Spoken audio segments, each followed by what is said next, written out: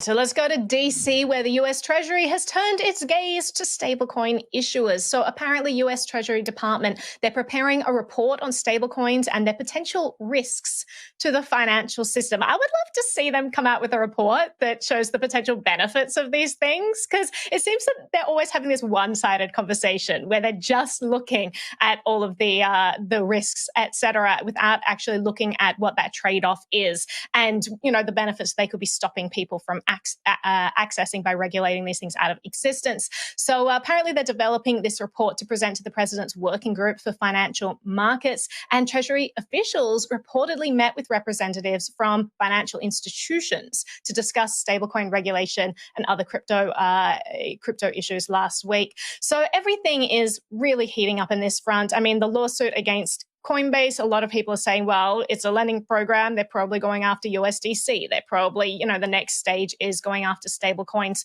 So it is interesting that now they're putting the reports together to back up all of this. It doesn't look good on that front. And stablecoins are this very interesting area where a lot of them are inherently centralized. But then you have this other side, which is completely decentralized finance, things like the DAI, which are really cool and don't need any counterparty, don't have that centralized issuing entity, which is kind of interesting to look at. So we kind of have this battle brewing between these two fronts. But Will, I'll throw it off to you to kind of dive into that.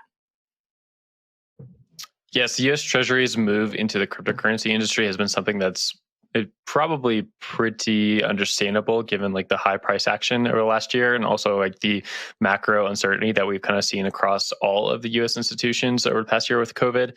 I think it's just extremely frustrating for people who have been in the industry for a while, and we're seeing like the benefits of cryptocurrency and Bitcoin in general kind of moving into mass adoption. For example, like El Salvador, we had that report the other week that it could save El Salvadorians about $400 million a year in remittance fees. Well, now we have the U.S. Treasury coming in and saying, we have questions about this. Is it going to lead to like financial uncertainty for the entire economy? Is there going to be like leaks from the system that current monetary systems don't take into account because it's a new technology? I think a lot of the rhetoric from that angle is like you could kind of see it coming. It's just frustrating to see it right now in the midst of a Bitcoin bull cycle. And for myself, I'm wondering how that impacts the price here for Bitcoin and for other cryptocurrencies, because we keep seeing these enforcement actions keep coming up over the summer months. And what does that do to the price, and what does that do to this bull cycle? It's basically top of mind for myself. Jen, your thoughts? Yeah, Naomi mentioned the one-sided nature of the government, you know, evaluating the risks of stablecoin. And I thought it was interesting in the article that Treasury officials reportedly met with representatives from financial institutions to discuss stablecoin regulations and other crypto issues. But it doesn't seem like there were any crypto firms or stablecoin issuers at the table. And so if you don't have a seat at the table, how are we supposed to really get a full picture here and come to a solution that benefits everyone? There's just like a lot of questions here for me. I don't know how we can evaluate the risks if only the people who are against what we're talking about are at the table. But I'll pass it back to you, Naomi. Yeah, it's kind of reminiscent of the BitLicense hearings where they had all kinds of people, even people from the actual industry, come and testify and say, these are the reasons why this is going to kill crypto in New York. These are the reasons you shouldn't do it. These are all the areas that are being helped in society by having crypto here in New York. Please don't have a BitLicense. And Ben Lawsky just, listened to them, said, thank you very much, and ignored all of the comments and went ahead with it anyway, just as planned. So a lot of the times, even having these people at the table, even if they're invited, is just kind of all part of the process, and it's kind of just optics a lot of the time. Killing my optimism.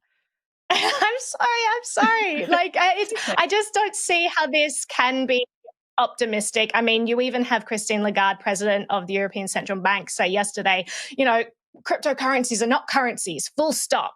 And then she goes on to kind of elaborate on that, but all of the reasoning she gave had absolutely nothing to do with why something would or wouldn't be considered a currency. It was kind of this vague statement, but honestly, it seemed like this plea from a central banker who desperately doesn't want cryptocurrencies to be currencies. And now we're seeing regulators come down in America as well against these as well, probably making the same sort of vague claims and really clearly we are gearing up for a big fight with government that has been brewing and has been accelerating over the past year. So that's just going to continue, and that's just what we have to accept. But crypto, if it's really decentralized, then it should be able to withstand this.